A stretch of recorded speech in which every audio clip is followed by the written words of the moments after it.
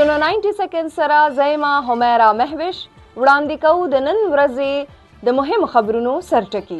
د پاک فوج افغان طالبانو او فتنه الخوارج په ضد آپریشن غضب للحق جاری دی. سکیورټي ذریعو تر مخه موجوده کاروایی دوران باجوړ سیکټر کې په افغان سرحد طالبانو پوسټونه په مکمله توګه تباه کړي شوي دي.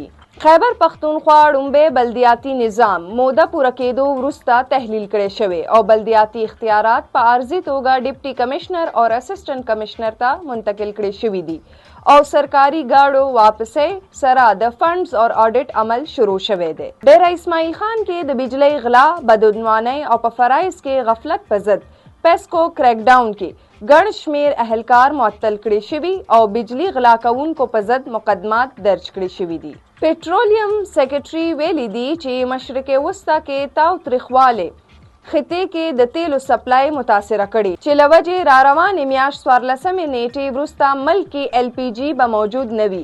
د دې لوجه اپریل میاشت کې د بجلی سیکټر ګیس ضرورت نشي پوره کوله. هنګو ضلع کې په بس اډې موټر سایکل ویلډینګ دوران دھماکه شوی چې پکې 14 تنان سوځیدلی.